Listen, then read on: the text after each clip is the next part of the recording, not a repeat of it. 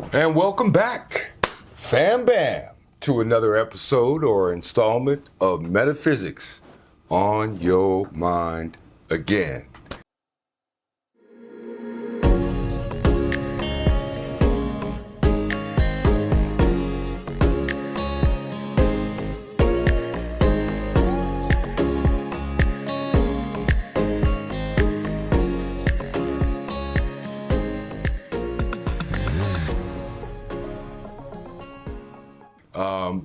We thought for this one, we would it's called Straight Talking, just in that we thought we'd kind of summarize more or less where we think we've come from when we first started doing metaphysics. And, I think, for those who have watched this before, we had a board, which, by the way, will come back.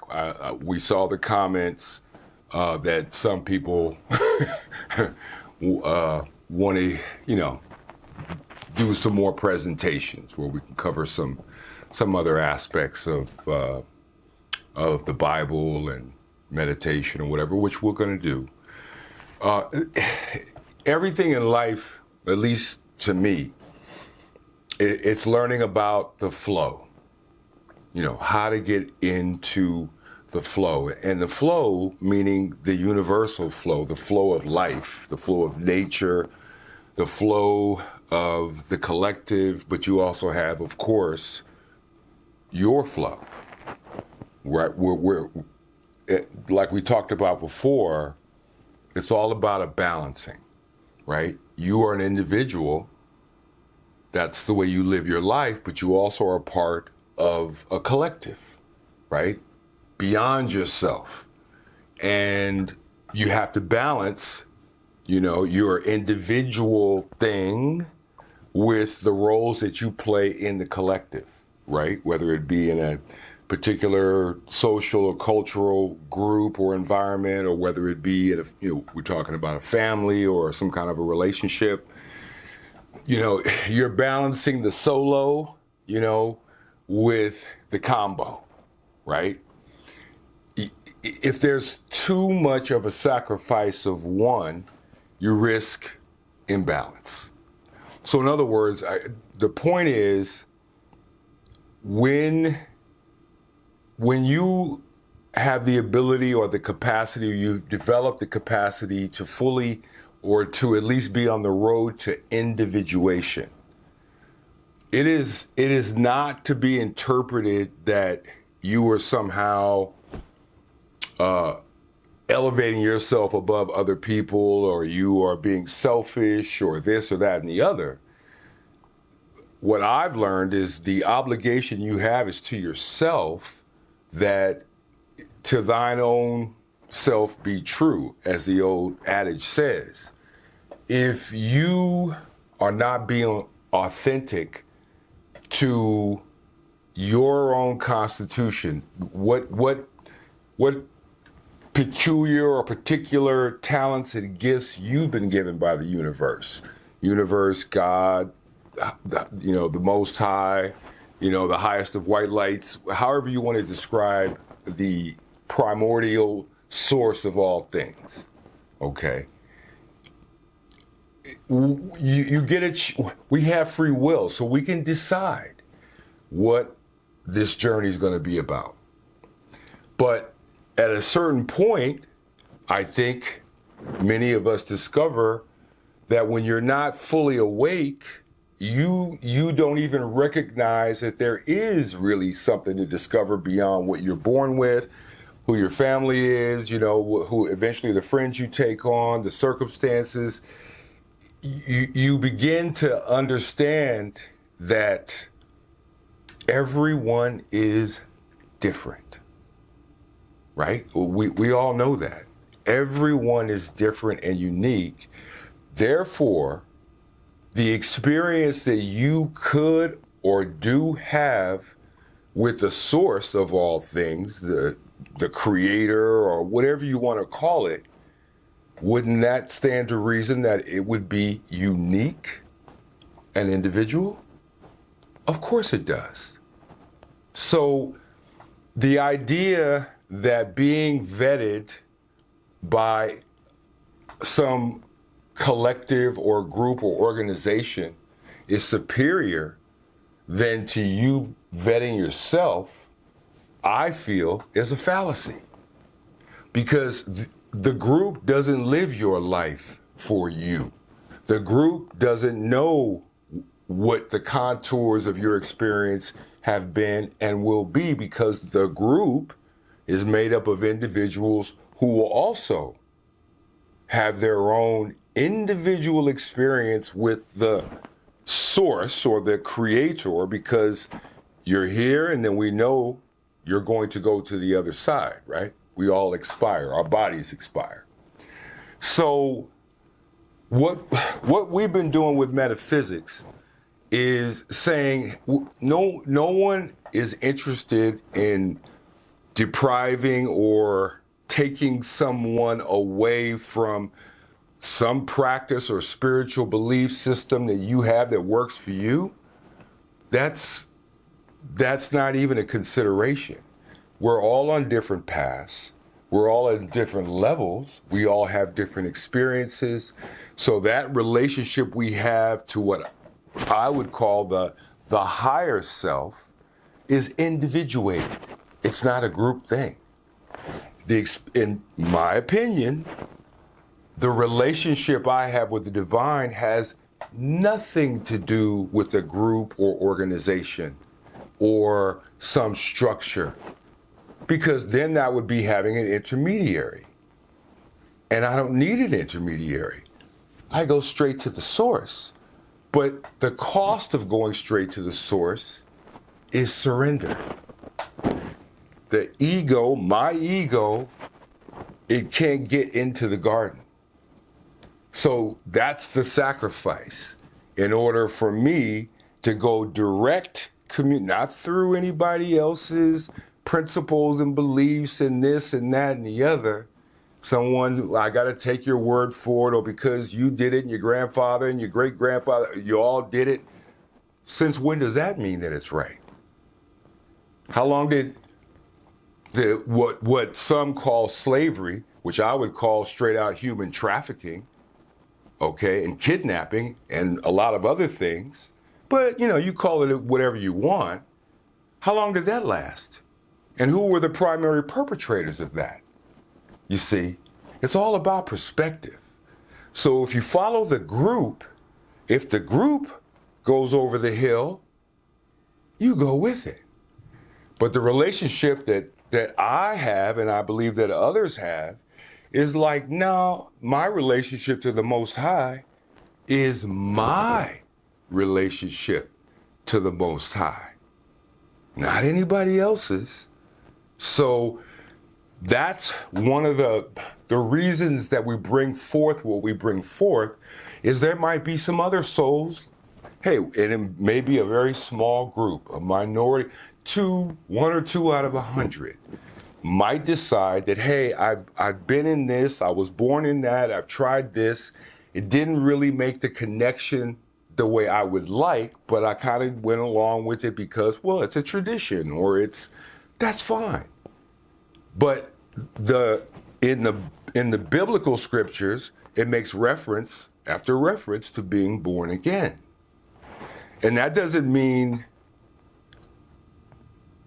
getting baptized or christened or whatever, and all of a sudden snap your fingers, now, hey, I'm born again, I'm a born again this, or I'm born again that. Nothing could be further from the truth. Those are just words.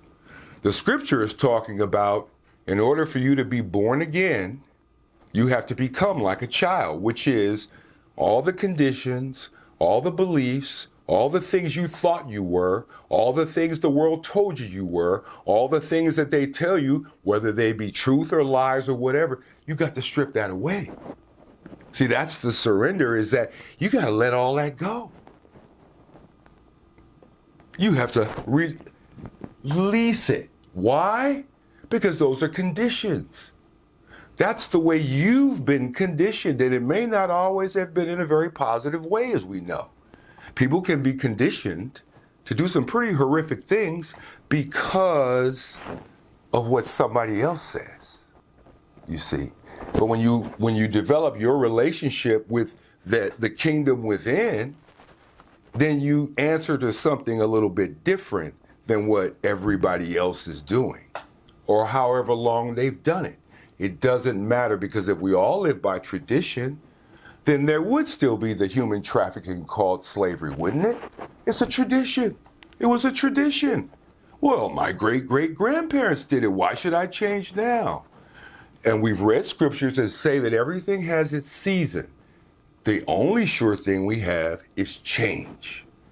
And the relationship we have with the Most High from within is about basically, hey, how do I navigate the wave of circumstances and events that I don't control? I can only kind of work on mastering the self, what we call the self, and move through these events the best I can, and try the best I can to be graceful about it and not let someone else allow me to trip myself up. You see what I'm saying? The whole point of Christ and the disciples and so on, it's about mastery, self-mastery, mastering your own mind, the 12 cranial nerves of the brain, which are also the 12 disciples, as well as the 12 zodiacal signs in the sky. That's why 12 is so important, because those disciples are being disciplined by the master. Who's the master? Well, in the text, it's Christ. They get disciplined, they are disciples, and then they become apostles. Now they can be put at a post. They've been disciplined. And the story is basically to tell us, well, that's what your mission is to discipline the mind, not let the ego run things, because like Cain and Abel, when the ego runs things, you get a Cain. You need to try to master yourself, because you still need Cain. The ego can protect you. That's what it's all about, your survival. It has a role. But it is a good servant, sometimes a very cruel master, as we see demonstrated in the 3D. So again, whatever you want to do, you do. This is just for the few people or whatever people that have decided, you know what, I want to get a point of reference. I've only known this. So how can I critique what you're doing if all I've known is this and I've never tried anything else? I've never looked outside of this. Oh, because I was born in this tradition, or I adopted this tradition at a young age, or whatever. But the point is, you don't have another point of reference. You have no way to make, for lack of a better word, any kind of a judgment, because you can't weigh anything against it. So that's why the scripture says, knock and it shall be open, seek and ye shall find. That's basically telling you, do you think the truth is going to be laid at your feet, right in your lap? Do you think the truth, in quotes, is just going to be given to you because you're part of some congregation or some group or some, you think it's that easy? Oh, let me just sign up and I'm good? No, a lot of you know that that's not true. And that's why we all have this journey where none of us are perfect. As I've said before, dude, if I had $1 for all the mistakes that I made, okay. But the reality is we're in school. This is Earth School. We call it University of Earth. Earth School, same thing. We are all learning. We're all making mistakes. But the idea is, with the term we hear of the awakening and ascension and the age of Aquarius and all that, the idea is we awake to the fact that, hey, there's another way than what I've been either trying or exposed to, that maybe I'll just take a look at it. I'll see what it's like to face my shadow and go within, because if I'm cool within, then external events really aren't going to be able to affect me. But if I'm not solid within, when the external events move against me, what are you going to stand on? See? Self-knowledge. So it's not about anybody being perfect or being better than anybody else. That certainly isn't it. As a matter of fact, the best way that you learn in this earth school is by making mistakes. See, that's how you actually learn. You don't make great leaps and bounds of progress by having all good things happen to you and everything you do turns to gold. That's not how it works. See, everything is about balance. So I just wanted to reiterate that because next month we're gonna take a little break to work on some things that we're gonna bring back later on in the summer. So we wanted to thank everybody for continuing to check us out. And again, this is not about this person's better than that person or I'm better. It's a journey that we're all on. But I would just propose that if you've been thinking that the journey's out there, I would suggest, no, the road to Damascus, where the character in the scriptures of Saul becomes Paul. There's a change. There's a transmutation. Okay, there's a phoenix rising. Well, I would suggest the road to Damascus isn't referring necessarily to the actual road to the city of Damascus in Syria. Okay, all of these things were written in symbols that existed so people could understand and follow a story. I would say the road to Damascus is the road within. That's where the change is made, not out there, in here. And guess what? You can't do it with other people. That's why, as we know in traditions, they talk about monasteries and monks, and we talk about hermits' journeys, is because your relationship with the Most High doesn't include other people. They don't get to come. That's why the most effective way to develop the relationship is in your solitude. Spend time with yourself for 15 minutes, 20 minutes. Go out in nature, whatever. The point is that it's through you, and you can't do it in a group. As a matter of fact, you don't know who in that group isn't actually for you and your best and highest good. That's what developing your power of discernment is, and you can't do that any other way but solo dolo. Can't be done any other way. I don't care what they tell you. You must go within, and it is a solo hermit's journey. It's what they call the narrow path. See, joining some congregation or group or whatever out there, is that the narrow path? That seems more of a broad path. Everybody's doing it. Everybody's done it. No, the scripture refers to the narrow path. Why? Because only one person can go on that path. You. It's within. And it doesn't matter what you want to call yourself, you're going to have to go within if you want to develop a true personal relationship with that higher. It can't be done any other way, no matter what illusion is put in front of you. Hey, you might believe it, but it don't make it true. So that's all. I just thought it would be good to kind of reemphasize what this is all about. This isn't a competition. This isn't about, this way is better than that way. Hey, if that way works for you, cool. And if you don't dig what we're doing over here, also cool. To each his reach. It's all fine. But if by chance you happen to be somebody like I was, who didn't quite fit in, who things didn't quite resonate, who maybe went along with things or whatever, but deep down, behind the facade you put up to get through life, especially as a young person, not wanting to reveal that you might be struggling with this or that, being strong, okay, that doesn't go away just because you got through that stage of life. You don't get to skip steps. It'll just come back in midlife or late life. Those are the laws, no matter what anybody tells you. So all I'm saying is, when I went within, when I consistently went within, my life changed. I did what I was instructed to do, and my life wasn't, not that it's easy and not that it's over, because it isn't. But all I'm saying is I found the path. I'm not at the end of the path, but I found the path.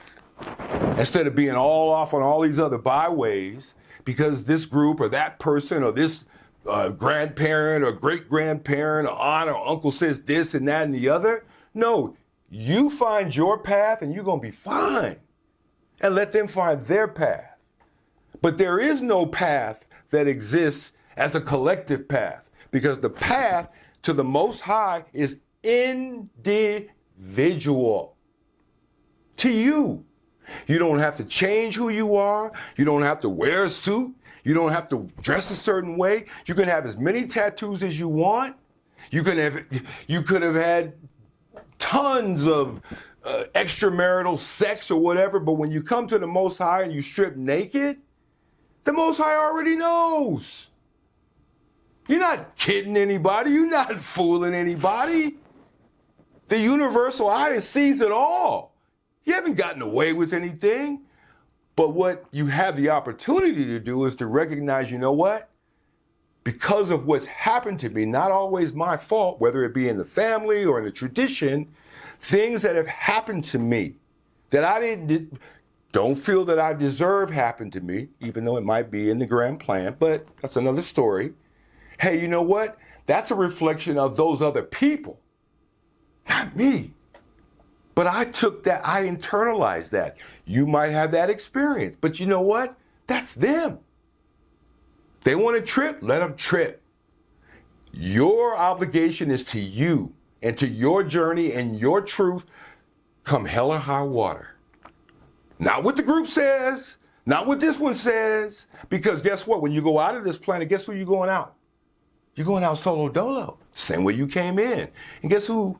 You know, if there is somebody you got to answer to, as they talk about, is a group going to be there to help you justify this and that? No. So I'm just reiterating that there are all different ways, shall we say, to find the Most High to a certain degree. But I would also say as a corollary, at some point, whatever that path could be through a traditional this or that, but at some point, you are going to have to face the music. You are going to have to face yourself.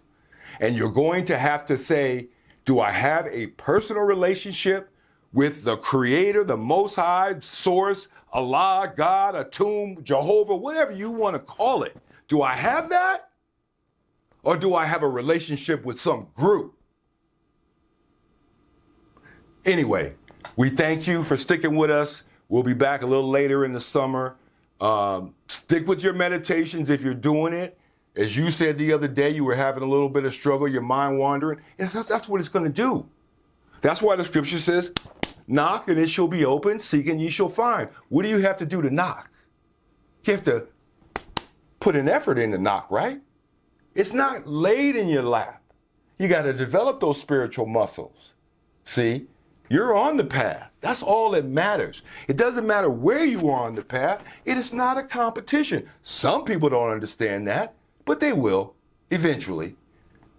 Everything is calibrated between you and the Creator for you, for your highest good, not you in relation to somebody else. That's an illusion. And we're going to dispel more of these illusions that have held people back.